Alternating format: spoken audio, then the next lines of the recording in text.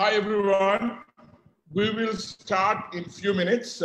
Professor is already here. So we will start in three to 4 minutes as the audience are joining us. So I will see you in three minutes.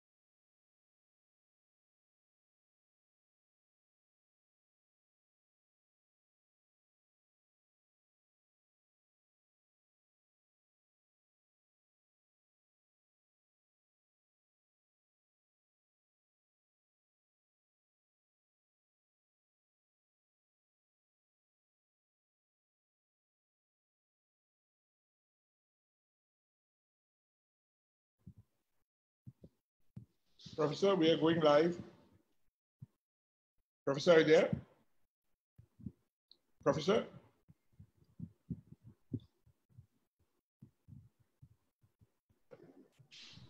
Yes. Hello, everybody. Hi. For another edition of Real Talk with Shuvo. And today I am so excited.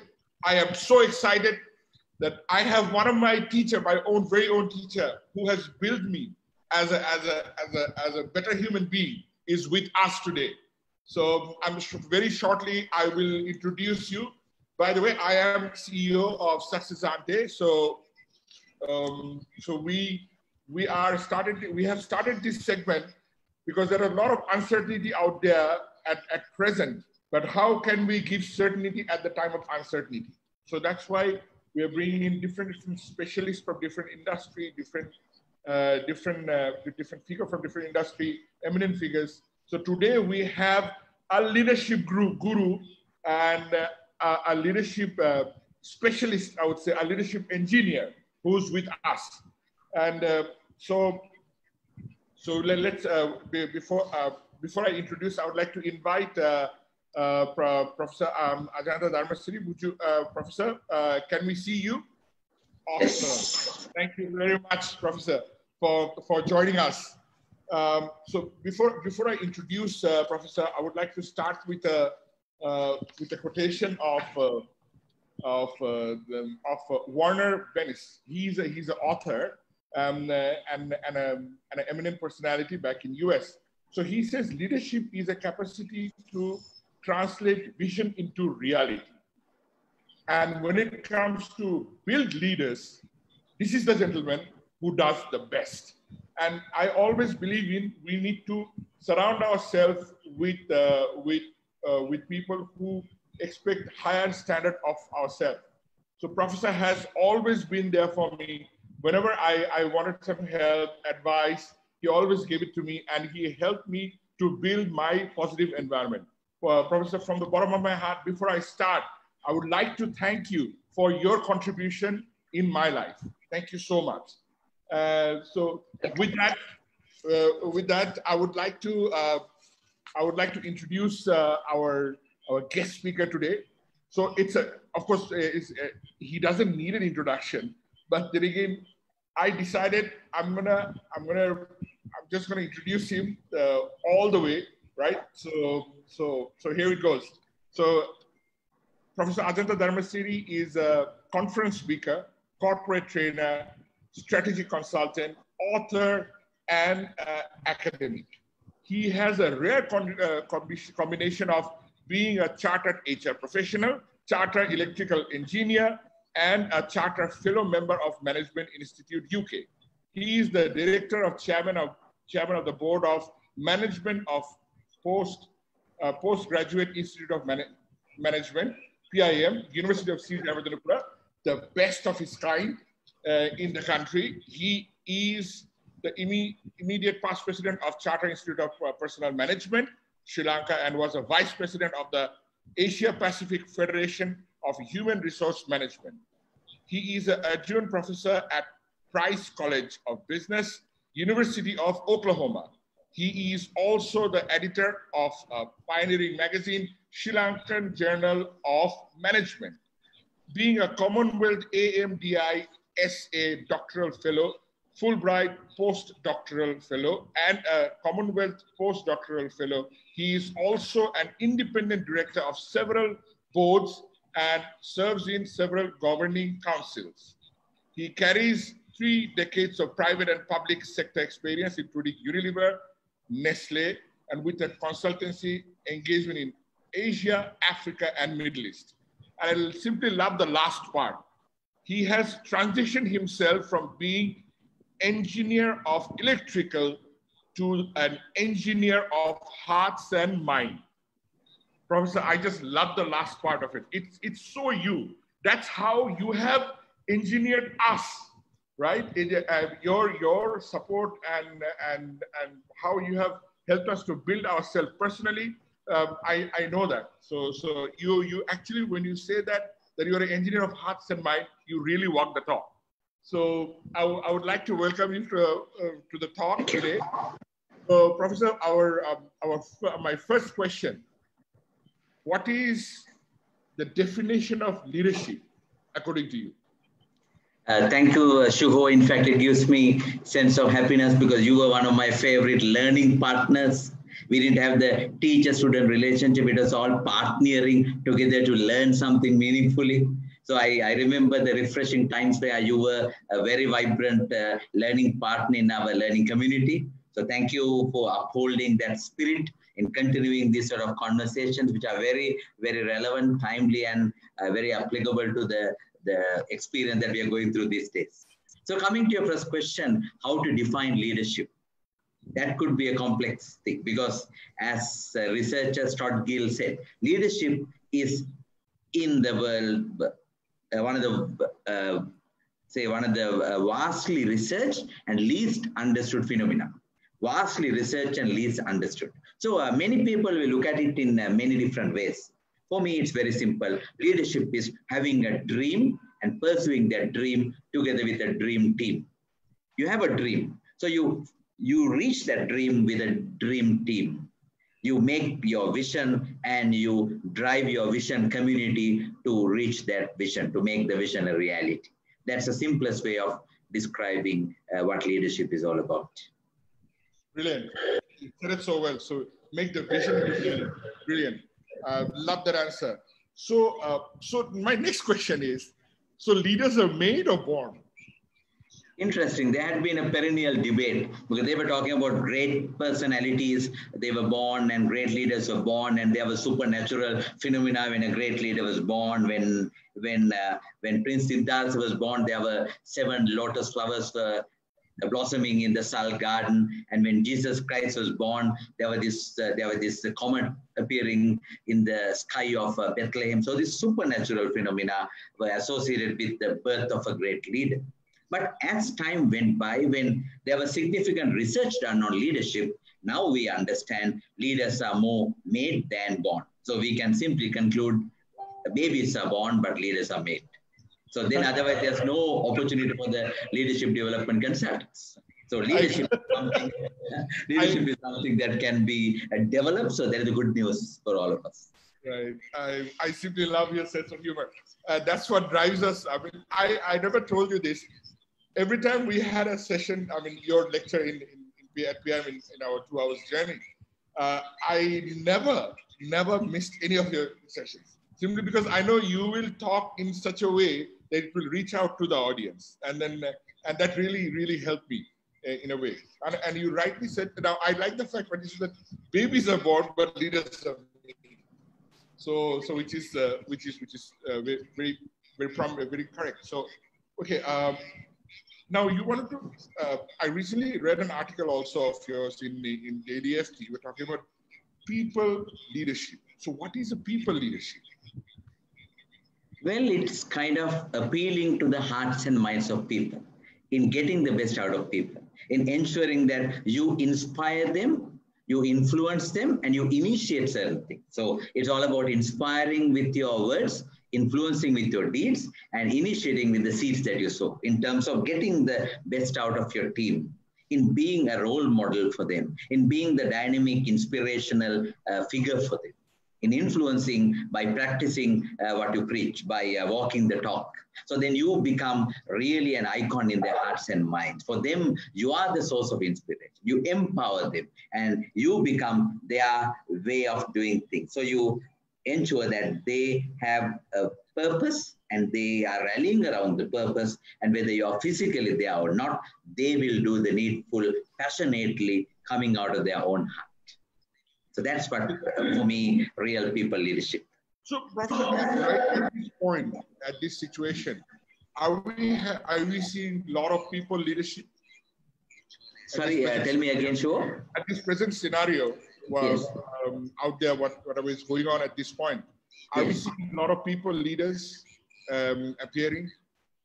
Well, I would say that's a mixed scenario. In fact, I had been telling this in many previous webinars. If you had been a taskmaster, if you had been a torture master, if you had been only worried about results, squeezing people and getting work done from them like slaves, and now when you are in deep financial problem, now you go to them and say, you are my most valuable asset, they don't believe you. Right. So you are basically bullshitting. So you need to have built that credibility of your caring approach. So basically it's being firm and fair. You got to be firm with regard to targets, with regard to objectives, with regard to performance. And you need to be fair with regard to humane way of approaching them. And you should be approachable. Some leaders say, I'm available, please come. And people come, but they are missing. The door is open, but they are missing. So the connection is the key point. How much are they connected? So it is very encouraging to see some leaders from large conglomerates writing very inspirational letters to their communities. And probably they would have hired some consultants to write those nice letters. But the idea is that they really reach to them in a way that is appealing to their hearts and minds. So the point is, you need to have that right communication channel established. You need to have you need to be connected with them. You need to have that approachability, and also you need to outreach to them. And then they believe in you because you know the ground reality and you feel the pulse of them. And when they go through an uncertainty, you have to be the dealer in hope, in ensuring that you really are with them in good times as well as bad times. So then with that past practice, they have that solid confidence. We have a leader who would not disappoint us, who would not betray us, and who would take care of us. So that is a long journey. That is an experience you need to build together. And for me, that's what people-centric leadership is all about. It is not just dilly-dallying. It is not just running like a country club where you allow people to do whatever they want. It's not that. It's being firm and fair at the same time. Right. So, Professor, so there are leaders who has been a like torture master, right? So what you said. So those leaders, now the situation is different. It's more into based on relationship, what we're doing, managing. So, but what do you? How can they transform themselves, or can they able to manage their team at this point? Because they have always been okay. I want this, get it done, right? But now scenario is different. So do you think they will be able to change themselves, or what do you tell them? Or how do you change at this point? I think that's a great question, Shuvo. I think it's survival of the fittest. Change is a necessity. They can't have the old style because the new normal is different. So they will become dinosaurs if they continue to have the same style. They have to be dynamic dolphins in changing themselves. Otherwise, they will be relegated to the Jurassic Park. Right. So you need to change. So they need to realize that they have to change their style. They need to have more approachability. They need to look at in a more humane manner. At least this period of locking down should have been a time for them to looking up in order to realize what they need to change.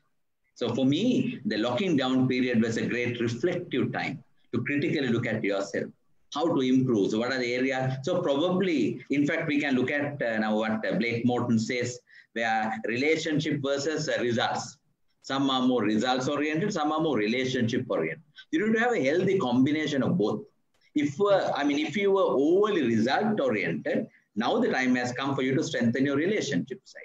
If you were overly relationship oriented, now the time is for you to strengthen your results side. So our harmony is what is needed. Results and relationship should be balanced in a proper way so that you are a friendly leader, but at the same time, you are a focused leader in achieving the results. Together, collectively as a great team. Right. So what you're saying is change is possible. Even though you have been a leader who wants results, of course, one side of it, but that leader is able to change. It has to change within themselves and they approach in a different way. So they can build a different, there will be a balance. Great. But it's tough. It's tough. It's not easy. It's possible, but difficult. Yes, it's tough. But what I think is that if you keep at it again and again, definitely you will get the result at the end of the day. Sure. Okay. So, Professor, we have a question from Sayandan. So he said, Professor, yes, during current COVID-19 pandemic, we experienced some leaders losing their cool and panicking. What are they lacking, and what areas should they focus on? What to learn out of this?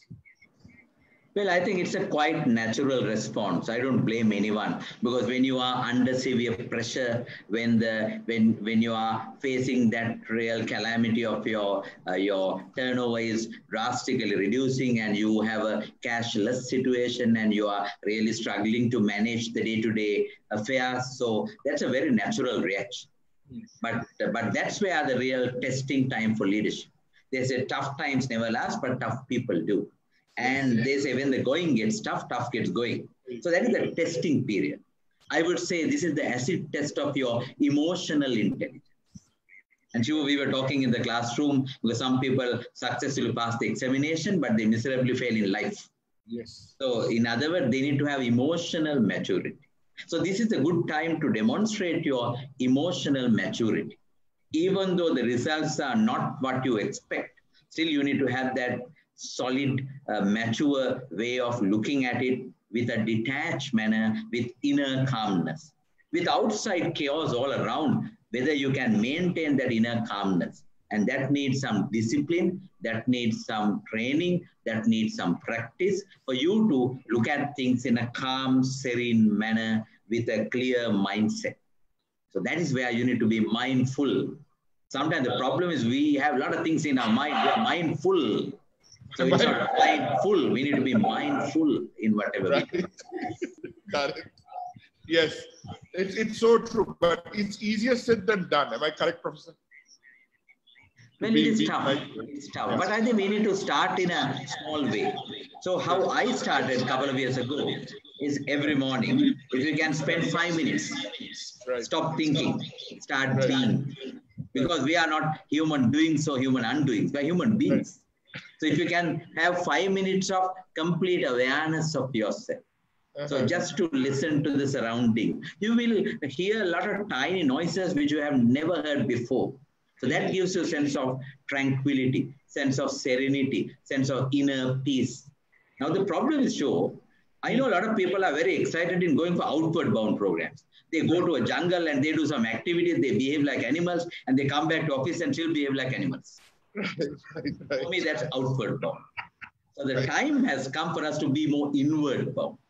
Have that inward journey in discovering yourself, who you are.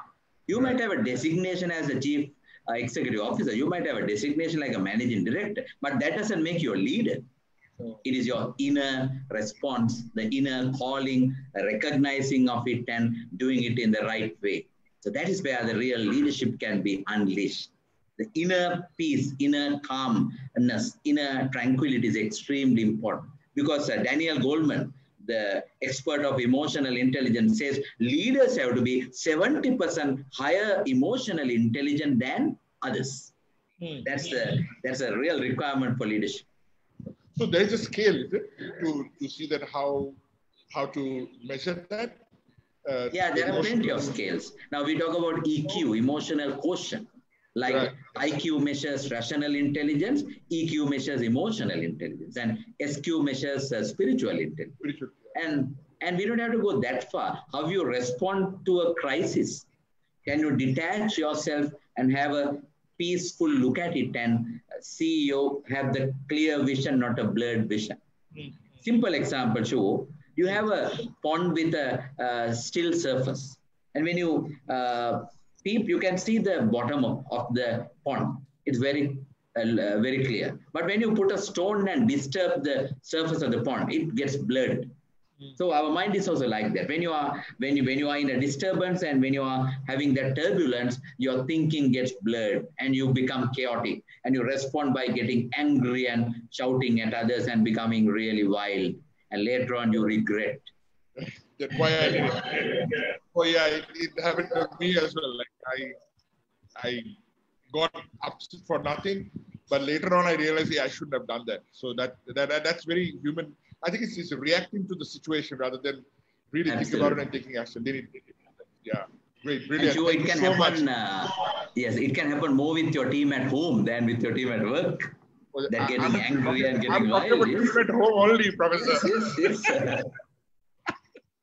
Great. So yeah, so I'm loving this conversation. Thank you. Friends, we are with Professor Ajantha Dharmasiri, the leadership guru, the HR guru. So he is giving us valuable nuggets, gold nuggets today, and sharing the leadership, how we can manage it efficiently, how it can be focused in a way that so that we're able to get better results. My next question is for SMEs. We have some questions from audience as well. We'll ask that. Before that, Professor, I just wanted to, because we have a lot of SME sector audiences in our group. So I just wanted to ask you this question. At present for SME sector, what kind of new leadership emerging? How is it impacting them positively? Corporates, they have the model. But for SME sector, what are the positive leadership you're seeing is emerging? I think that's a great question. Sure. The biggest strength I see in an SME is the small team, which is coherently bonded, united. It's a small community. And the leader becomes the patriarch or the father or the mother for the entire thing. So I remember I saw a nice quote attributed to a late Mr. Samson Rajapaksa, the founder of DSI. He said the employer should be the parents to the employees. So the protection, the support, the caring, guidance So when the team is small, sometimes you have less structures, less procedures, less processes, and the leader and the team are very much close to one another. And it's a way of teaming together collectively to achieve things. So I think the opportunity for a great, caring, humane leadership is far higher in SMEs. But at the same time, the downside could be the absence of structured human resource management practices, absence of some scientific way of looking at salaries and other way of assigning tasks and KPIs and so on and so forth. So, but I see this is more positively, because right now what we need is authentic leadership, people-centric leadership, and genuinely, transparently discussing with the team. So it reminds me of an example I think I shared through my weekly thought sharing some time ago, where there was a friend of mine who had a small factory in a free trade zone. And he was having a big hit during the global credit crunch that engulfed the world some time ago. So he came to a point where he could not pay the salaries to his people. So he had 100-odd people, all male, small workforce. So he summoned them and he told the truth. And he said, I don't have money to pay your salaries. I can pay you half of it. You can work for 2 weeks. And we have to continue like this for the next 6 months at least. And he was scared to tell this. He expected a huge backlash. But one person stood up and said, sir, we know how much caring you were for us for the past 5 years. So take your decision. We are with you. And then it happened so many years ago, and now they have 2 factories. They are doing wonderfully well, and not a single person left after that conversation. So the truthfulness, the frankness of the leader attracts people. So they know it is our issue. It's our problem. It is not a he versus or she versus us. So we have to find a solution. We have to go through hardships. We have to have extra commitment to build the business again. So it is our business, our purpose, our future. So that is the oneness you need to create. Right, got it. So it's easy, I guess it's easy to make that oneness in a SME. Of course, compared to corporate would be quite big, but they must be having a pocket of people like that. But I guess it would be easier for the SME sector to build that trust. If you're genuine, openly talk to the team that this is where we're at. And I think that will help definitely. Great advice. Great advice, Professor. Professor, so one of my friend, Tilina, from PIM. Yes. So he of course you have already addressed that question, but maybe you can give 1 or 2 pointer that he's asking that, Professor, if there are leaders who have understood the importance of connectiveness only now. What's your suggestion for them to connect to people in a fast-paced manner? So how can they fasten the process? Okay, I would say there are no quick I hope it's not happening with him, but yeah.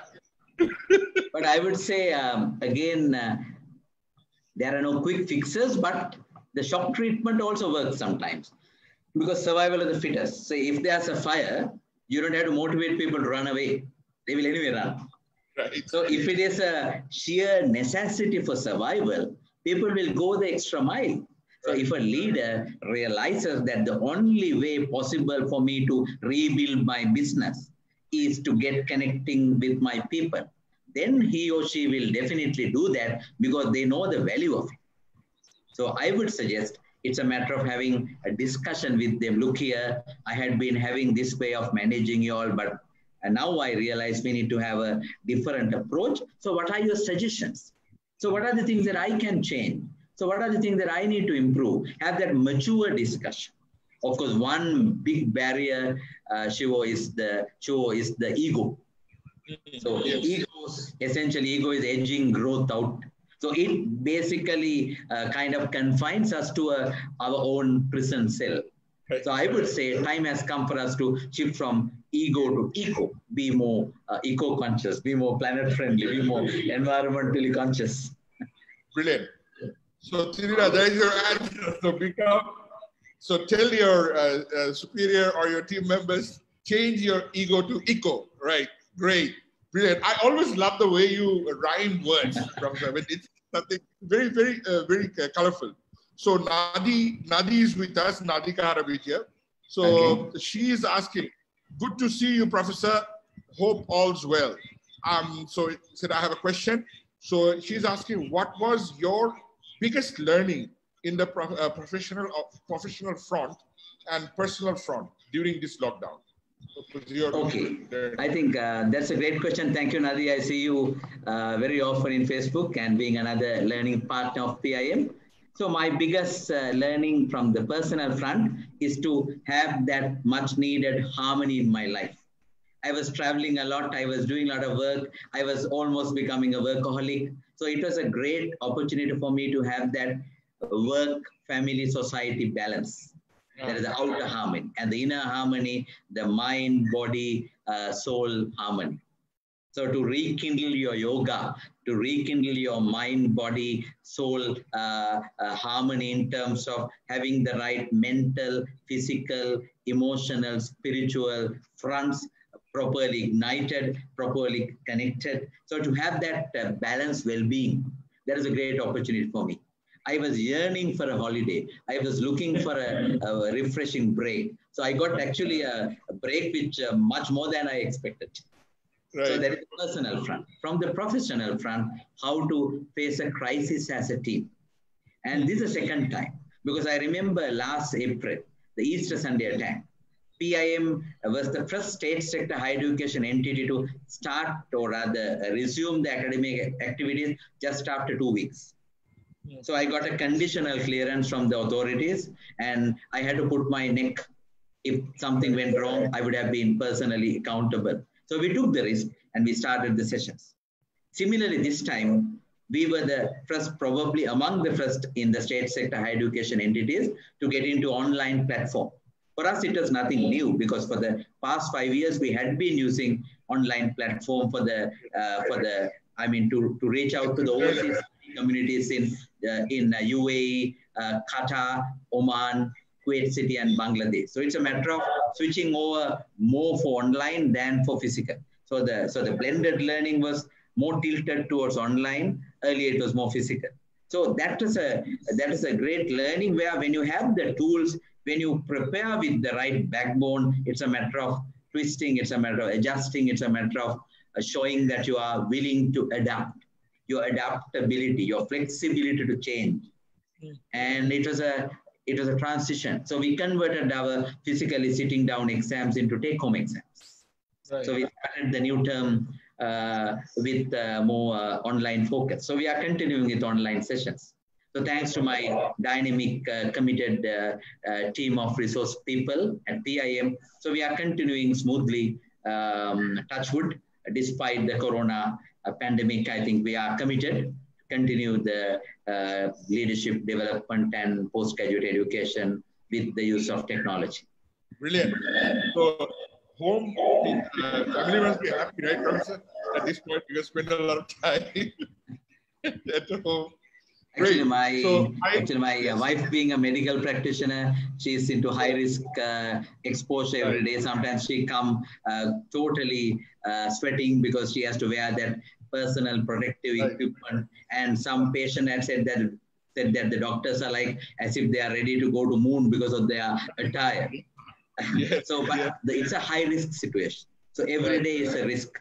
If something happened to her section, I also will be quarantined. So that's a risk we are going through. And I think uncertainty and risk is part and parcel of life. So that's another lesson that we have to go through this.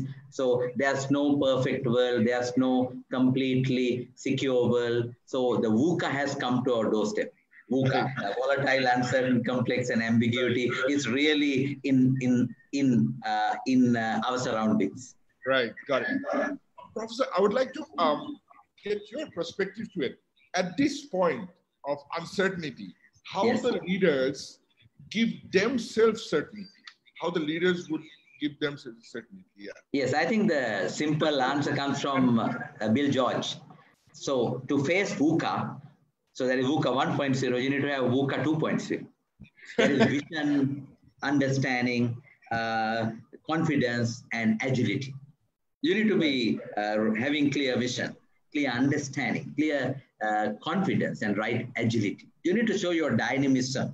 This is a time to have a new vision in terms of post-COVID-19 pandemic. So you need to have that dreaming to continue, and you need to dedicate yourself to make the dream a reality. So first the vision, then venturing to make the vision a reality.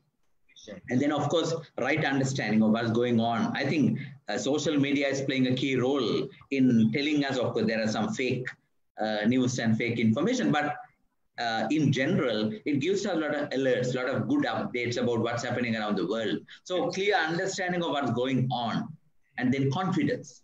I think the key thing is leaders have to have high degree of confidence, self-confidence. So I recall with gratitude Jack Welch, the mostly admired leader of General Electric. He said 3 S's: speed, simplicity, and self-confidence.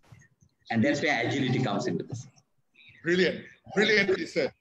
Brilliant. I'm loving this, Professor, this conversation. So I have another, okay, one question from Hasini Gunasekara, my better half. So, she's asking, Professor, during this challenge time, how do you engage your team to see beyond their personal challenges and work towards collaborative win? Okay, thank you, Hasini. I'm sure you must be very proud of Shuvo when he is doing this brilliant series of sessions. And nice to remember that 2 of you all were in the same batch doing MBA together. So a couple doing MBA is an enriching experience. Then they can manage their home front and the learn front together. Right.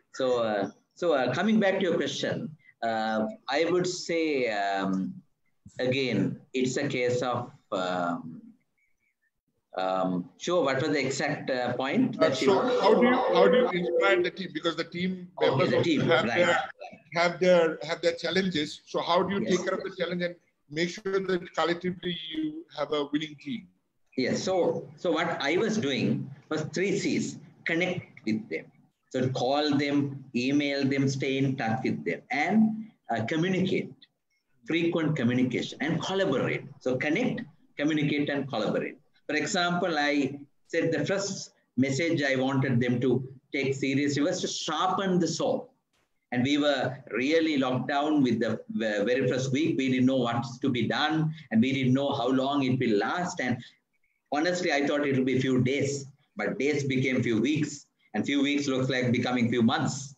So the point is sharpening your saw. As Stephen Covey says, it's a time to look at your blunt saw, to sharpen it, to ensure that your knowledge is not outdated. You have to upgrade your knowledge, update your knowledge, and make yourself updated, upgraded. So that was a golden opportunity for my fellow faculty, the faculty team. And my admin team, it was a case of planning how to run the work remotely. So it is a test of telecommuting, how to work from home. And then there's a great opportunity for telecommuting for both academic and non-academic team of my community. And then the third one is for them to have a better balance in terms of taking care of their family front, at the same time ensuring they do the necessary thing with regard to the organizational requirements. So it was a good opportunity for me to support them in terms of igniting their learning passion, at the same time to have that much needed balance between family, society, and the work front. Great, brilliant. Professor, I want you to repeat those 3 C's again. Okay, connect with your people, communicate with your people, collaborate with your people. Collaborate. So connect, communicate, and collaborate. So wow, that's brilliantly said. Thank you so much for that advice. I have one more question from Roshan Sanjeeva. So he's saying, Professor, how to give the leadership to change the people's behavior in this situation? So what kind of leadership is required to have that change, make the change for the others? Okay. I think this is a great opportunity for transforming yourself as well as transform others. First, transform yourself in order to be more humble, more down to earth, more detached. I think this is the great realization that nothing is permanent. See, we had great plans on January 1st. Yes. I still remember addressing my team with great grand plans for 2020 on January 1st. And on another front, in CIPM, we were planning to have the World HR Congress, the most premier HR event in the world, to bring it to Colombo, Sri Lanka in July. So all plans got shattered and they were to be postponed. So the uncertainty of life, the impermanence of life. So I think I mentioned in my last article in Daily FT, Nishkam Karma, detached, involved. You got to detach. Still, you are fully involved. You are fully committed. But with the mind that you have to leave all these things one day. One day you have to be under the ground 8 feet, 8 feet below the ground. So we need to have that detachment in your mind, not to greedily grabbing things, not to have that sense of greediness, but to have more green approach. Not to have the greed in you, but to have more green in you, in having connection. Got it. Okay, great. Thank you so much. So we're in conversation with Professor Ajantha Dharmasiri. And so, Professor, next question from me. So, who's a knowledge worker? And then is this concept coming to Sri Lanka? I think that's an interesting... There has been a lot of changes you're seeing. Now, at the moment, I myself am working from home. And then my team is also working from home. So we realized that we can manage this over the period of time and task-oriented. That's what we did. So actually, this is really for my learning. So now probably the future looks like that knowledge worker is coming to Sri Lanka. Is it true? What's your view on this? Well, we had knowledge workers from time immemorial. If you look at the I would say the wonderful culture built on Buddhist civilization in Sri Lanka, with Mahinda Thero's coming to Sri Lanka. So the Poson we are celebrating next month. So I think the great civilization had knowledge workers. It is not a Western concept, even though we attribute the term to Peter Drucker. Basically, knowledge work in simple terms, Shuvo, using your brain more than your brawn. So it's all about being conceptually rich and having your brain in action more than the brawn. So the difference between a factory worker and a knowledge worker, factory worker uses hands more than the head. So it reminds me of the Charlie Chaplin movie where the hand goes always for 8 hours. So that's more broad, whereas the brain is more thinking. So now the workplace is shifting towards more brain work than the brawn work. So we need more and more knowledge workers, particularly with the advent of artificial intelligence. We need more creative thinkers, disruptive innovators, digitally savvy people. So it's more opportunities for knowledge work. In other words, using your head more than your hands. Of course, heart has to be there in both cases. Yeah. So you see there will be increment on that. We had been having this. I really like when IT people have this term, island of ingenuity. So that's all about knowledge work in action. So we have plenty of opportunities for knowledge work. Our ancient forefathers, the way they build massive, so many momentous buildings and the technology, for example, irrigation, agriculture. So it's all about knowledge work in action. So, Professor, one question. So we work with this India's #1 business coach, Rajiv Talreja. So, and then he was giving a talk, and I was listening to. He was saying that, and his friend Siddharth was giving a talk, and he was saying that there will be a lot more forced entrepreneurship at this point. Do you see like that people compelled to become an entrepreneur rather than working for somebody? There is a possibility because with the economic recession, they have forecasted the global economy will have a lot of recession and then economic growth will not be even 1%. So there will be a lot of unemployment or underemployability. So in that case, if there are redundancies, if people are asked to go, then they have to use whatever their strengths.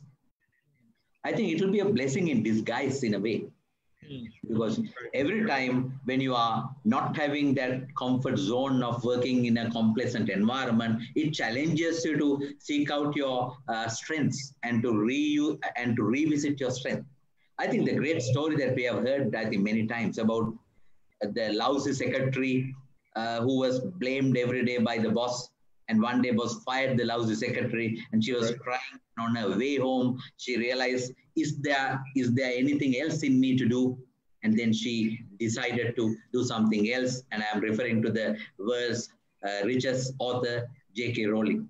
J.K. Rowling, yes. Yes. It is a forced opportunity for her to relook at herself, for her to discover her innate strengths. And that made a big difference. And she created that great writing career thereafter. Yes.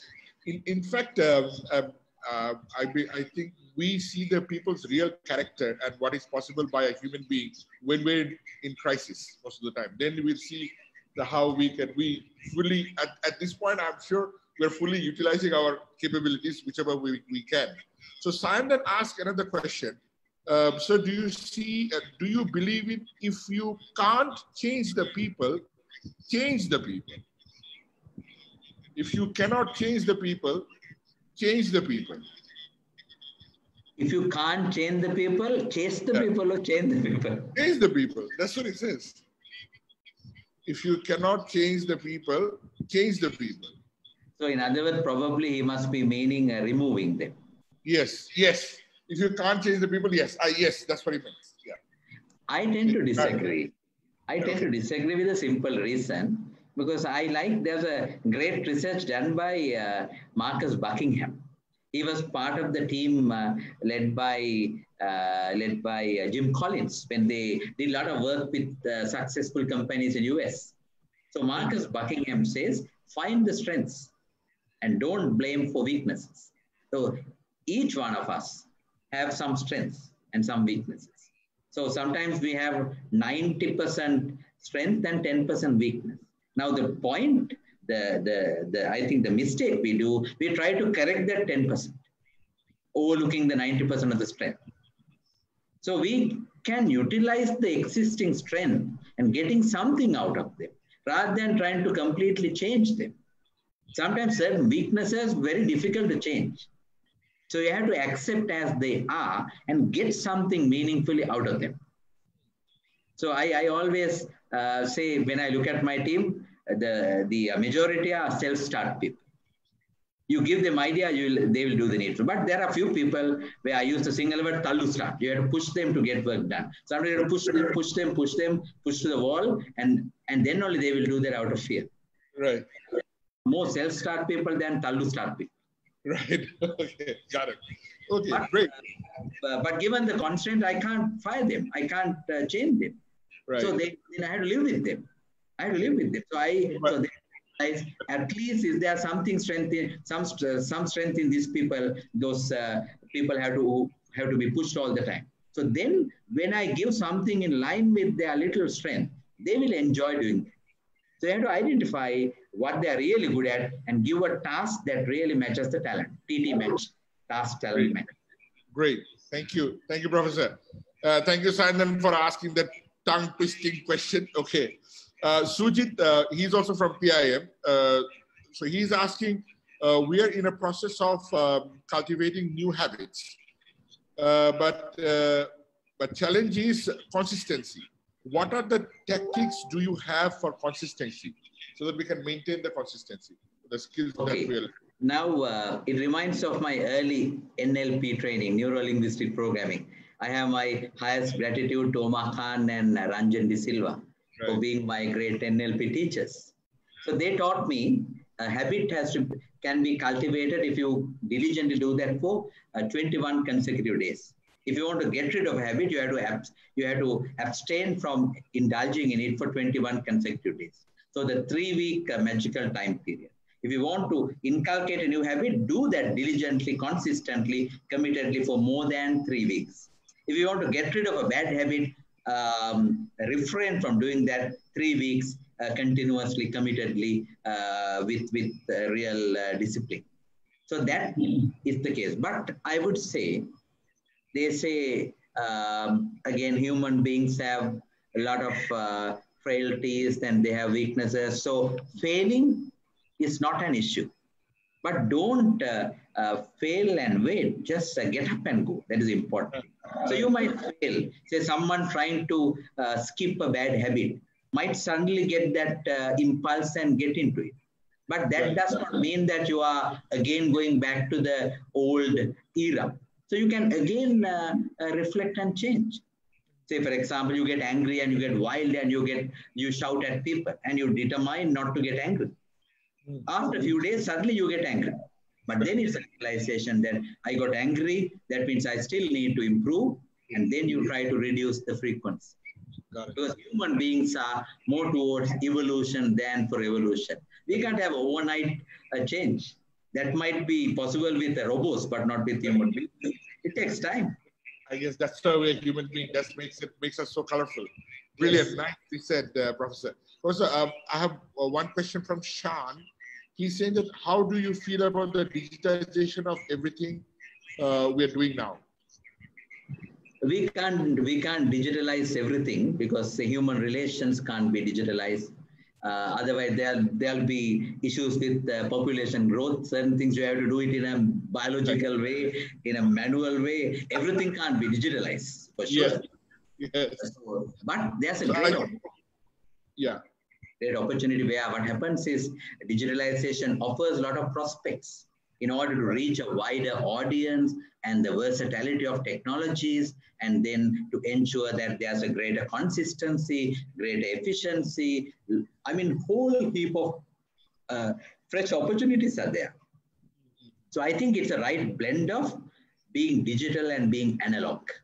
Say human love, human affection, human caring. So there's an analog part, not just the digital. So you need to have that preservation of the humanity. At the same time, digitalization will give you lots of opportunities, lots of avenues to go.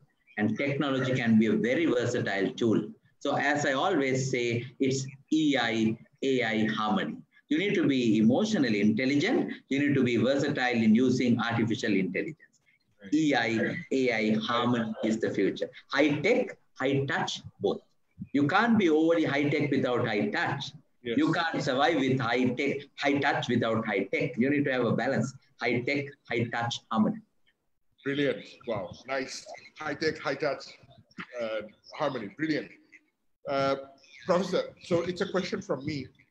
Now, at this present scenario, now how to motivate teams like marketing team or sales team? Okay, sales is more like a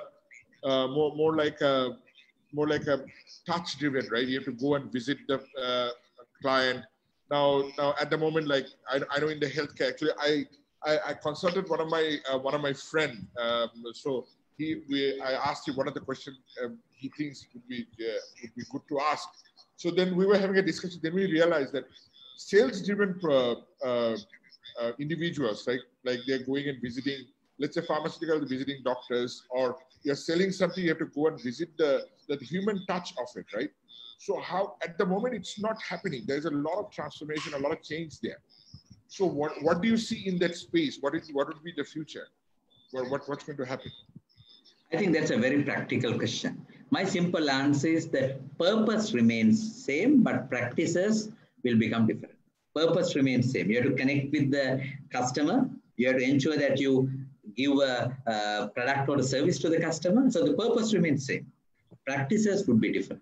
For example, today, my wife got a call from a leading apparel store saying that we are open now. You are one of our customers. Please visit us. We are ready to serve you. So that is getting connected. So I think it goes back to my 3 C's: connect, communicate, and collaborate. Right. So you might not be able to physically have that much of contact physically, but you can have that contact through communication, through phoning, through sharing of certain product information.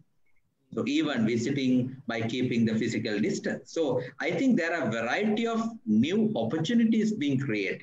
Say the online platforms, e-commerce platforms, home delivery service, and so on and so forth. So I think purpose remains same. So my simple advice for salespeople, don't change your purpose. Your purpose remains unchanged, but the practices have to be changed, reviewed, and revisited based on the current scenario. Right. So you have, they have to be first safe and healthy, and they have to ensure that they have the right hygienic practices being adhered to. Right. But the purpose remains same. Brilliant. Yes. So, because the reason I brought up sales, because I believe sales is an area where leaders can be built, because sales can be taught, and while you're doing that, it helps you to build yourself as well. So that's why I thought I'll ask that question. So with that, Professor, what would be your last thought, a message you want to give it to our audience? We're at the end of the session. So what would be a powerful message? Would like to listen to you, listen from you. Well, I think there are a lot of things happening around us. We are getting sometimes overloaded with information. So lots of things happening locally, regionally, globally. So we are exposed to plenty of information. So I would suggest my 3 R's: reflect, refresh, and relate. Reflect on what you see and refresh yourself and relate to what you do. Reflect, refresh, and relate. Then you will have better results. Refresh, reflect, and relate. Then you have better results. Don't just take things for granted. Don't just blindly accept everything you hear or see. Just reflect and refresh yourself and relate it to what you do. You get results. Right. Got it. Great. So reflect, reflection, reflect, reflects, and sorry, Professor, can you repeat that? See, when you hear something, reflect on it and refresh yourself and relate. Reflect, refresh, and relate. Okay, great. Brilliant. So 3 R's. Brilliant. So ladies and gentlemen, so there you are. We have, it was a wonderful 1 hour. I learned so much.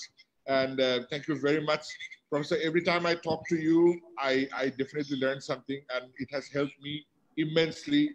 And I would like to give my gratitude towards you, because the community you are building and the leaders you are building in the community, this is amazing, outstanding. And your leadership has shown the university that have gone, not only in the university, all around the community, that how to live a positive life, right? The positive energy that you bring in and share it with everybody. I would like to sincerely thank you for being such a contributor, being such a giver, and being such an unconditional giver, and loving us so much. I know you appear to be very serious, but I know when I engage with you, I know you're very approachable, and we can sit down and have a talk and make a decision and take action. And you believe in action all the time, I know.